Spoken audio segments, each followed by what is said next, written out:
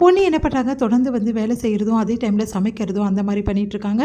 இந்த சூழ்நிலை பொன்னி வந்து என்ன பண்ணுறாங்க, சமைக்கிறதுக்காக விறகு எடுத்து வச்சுட்டு சமைக்கலான்னு போகிறாங்க. உஷா என்ன பண்ணுறாங்க, இன்றைக்கி விடவே கூடாது, விதவிதமாக சமைச்சா சாப்பிட்றா அப்படின்னு சொல்லிட்டு செமைய டென்ஷனாக என்ன பண்ணுறாங்க, தண்ணி எடுத்து விறகு மேலே ஊற்றிடுறாங்க. விறகு ஃபுல்லாக வந்து நனைஞ்சு போயிடுது. பொன்னி வந்து அடுப்பு பற்ற வைக்கலாம்னு சொல்லிட்டு விறகை போய் எடுக்கிறாங்க. பார்த்தா எல்லாமே நனைஞ்சு போயிருக்கு. இந்த நனைஞ்சு போன விறகை வச்சு எப்படி நம்ம சமைக்க முடியும், சமைக்கவே முடியாது, இப்போ எப்படி பண்ணுறது அப்படின்னு சொல்லிட்டு பொன்னி யோசிக்கிறாங்க. உடனே பொன்னி என்ன பண்ணுறதுன்னு தெரியாமல் விறகு எங்கே கிடைக்கும் அப்படின்னு சொல்லிட்டு வந்துட்டுருக்காங்க. இந்த சூழ்நிலையில் அங்கே ஒரு போட்டி நடத்துகிறாங்க.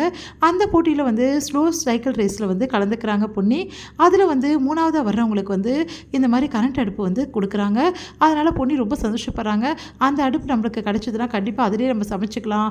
ஆனால் அந்த அடுப்பு எப்படி நமக்கு கிடைக்கும், 3ஆவது வந்தால் தான் கிடைக்கும்னு சொல்லிட்டு ரொம்ப ஸ்லோவாக வந்து பொன்னி ஓட்ட ஆரம்பிக்கிறாங்க.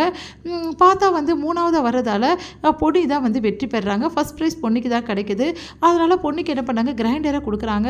கிரைண்டர் வச்சு நம்ம என்ன பண்ணுறது, எதுக்காக கிரைண்டர் கொடுத்துருக்காங்க, இப்போ நம்மளுக்கு இது தேவையில்லையே அப்படின்னு சொல்லிட்டு பொன்னி மனசு கஷ்டப்படுறாங்க.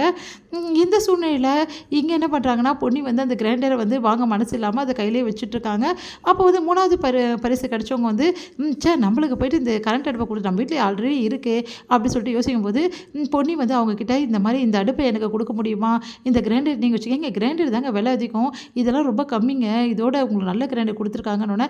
இல்லைங்க, எனக்கு அதுதான் தேவைப்படுது, உங்களுக்கு பிரச்சனை இல்லைனா இதை வச்சு நான் அதை கொடுங்க, ரொம்ப சந்தோஷங்க அப்படின்னு சொல்லிட்டு அவங்களும் கொடுத்துட்றாங்க.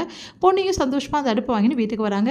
இங்கே வந்து உஷா வந்து நல்ல காலம், இன்றைக்கி வந்து பொன்னி சமைக்கவே மாட்டா, நம்ம ஜாலியாக இருக்கலாம் அப்படின்னு சொல்லிட்டு முடிவு பண்ணிகிட்ருக்காங்க. இங்கே வந்து சாப்பாடு எல்லாருக்குமே போட வராங்க. எல்லாருமே வந்து உட்காந்து சாப்பிட போகிறாங்க. அப்போ பார்த்தா ரொம்ப வாசனை வருது. என்ன இது, ஏதோ வாசனை வருதே, பொன்னி தான் சமைக்கலையா, அப்புறம் எப்படி வாசனை வரும்னு பார்த்தா பொன்னி வந்து அவ்வளோ குயிக்காக அழகாக வந்து சமைச்சு வச்சிடுறாங்க.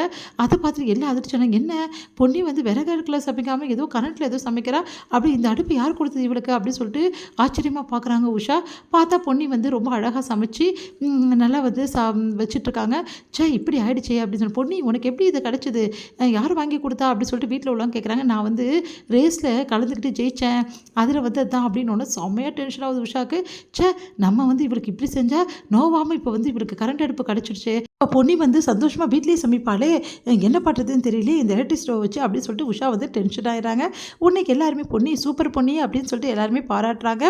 இந்த சூழ்நிலையில் பொன்னி வந்து என்ன பண்ணுறாங்க, கடையில் வந்து வேலை செஞ்சுட்ருக்காங்க.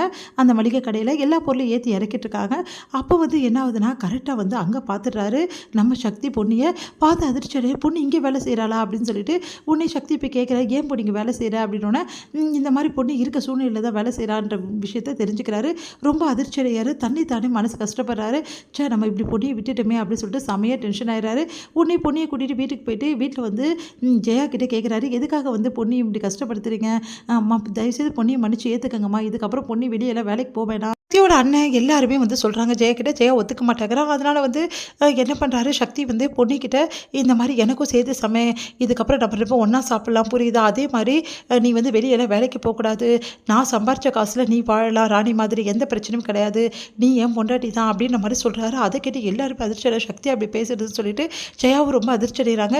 என்ன சக்தி சொல்கிற அப்படின்னோடனே, ஆமாம் இதுக்கப்புறம் பொண்ணையும் நானும் வந்து தனியாக சமைச்சு சாப்பிட்டுக்கிறோம் அப்படின்னு எல்லாருமே அதிர்ச்சி அடைகிறாங்க. இதோட முடியுது.